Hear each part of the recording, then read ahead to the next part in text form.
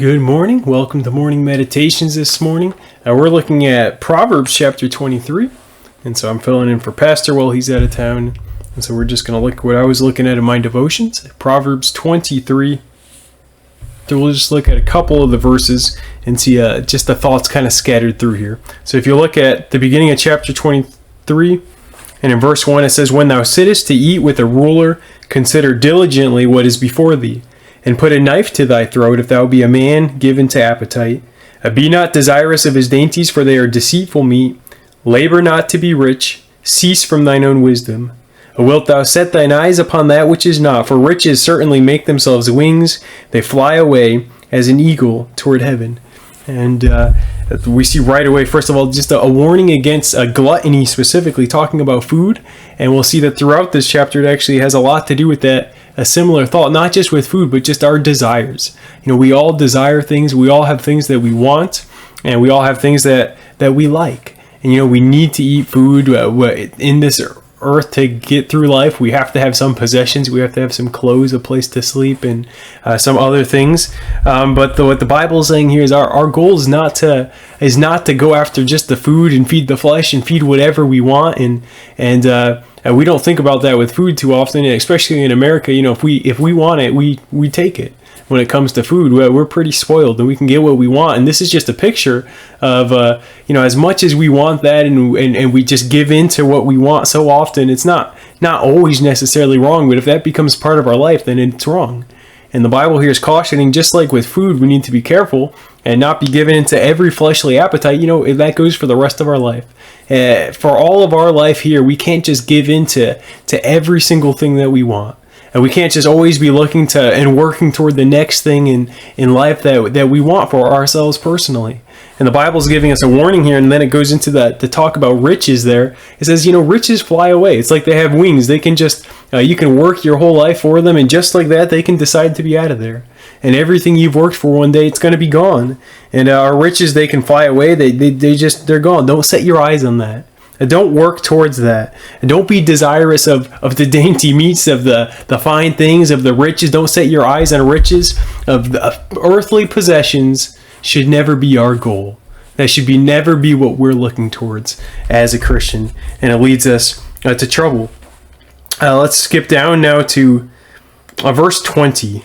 Verse 20. Now the Bible shifts here a little bit. It says, "Be not among winebibbers, among riotous eaters of flesh. For the drunkard and the glutton shall come to poverty, and drowsiness shall clothe a man with rags." And so there it says, don't be around people that are always just filling their bodies with the flesh with whatever they want. Again, and it talks about gluttony, and here it talks about drunkenness. People that are just consuming whatever the flesh wants. Don't be around that. Don't be hanging around people that are getting drunk. And don't be around people that are just stuffing their faces with food in a manner to just please themselves. The Bible says riotously there, just kind of wild and partying and that atmosphere. The Bible says that's not a Christian's goal. That's not our desire.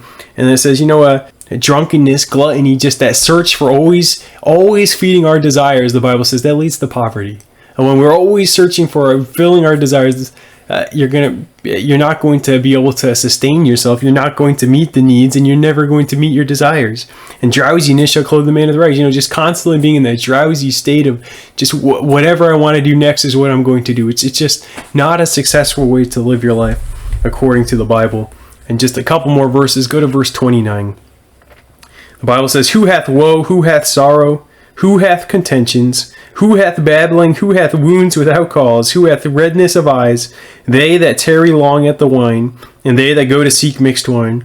Look not thou upon the wine when it is red, when it giveth its color in it, the cup, when it moveth itself aright.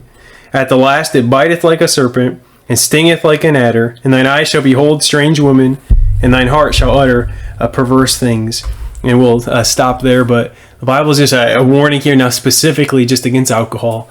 It's be careful, watch out for that stuff.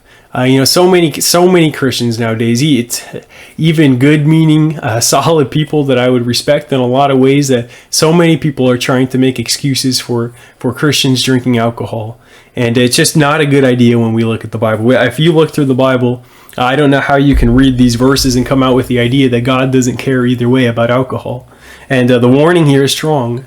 Don't be around it. Don't give yourself to that. And the Bible, and people will say, well, I'm just a little taste. I'm not giving myself to it. And the Bible here says, once you give yourself to any of it, it's going to take hold of you. It's going to grab you. And in the end, it's going to bite like a serpent. It's going to sting you, and it's going to get you. And it's going to have its way. And in the end, you're going to have, you can make all the excuses you want, but the Bible says who's going to have the trouble? Who's going to have sorrow? Who's going to have these difficulties in their life? Those that are giving way in their life to just meet their pleasures and find any excuse to give in to these pleasures. And it's going to bite you. It's going to come back, and it's not going to work. It never works out in your life, and it's just dangerous. Don't play with poisonous snakes, right? We get that idea. Don't play with them. You can make up all the excuses you want, but you're going to get bit eventually. And that's what the Bible has to say about wine. Just the last verse, if we skip to the middle, verse 23. The Bible says, "Buy the truth, sell it not. Also wisdom and instruction and understanding." The solution to all these things that we desire and go after, the Bible says just go after the truth. Get a hold of the truth, and don't you ever let it go. Get a hold of the truth, and don't ever change it. Don't sell it. Hold on to that tightly. And hopefully that can be a help to each of us today, a strong warning of the Bible's idea of fleshly desires. And we got to stick to that truth. Well, God bless you. We love you. Have a great rest of the day.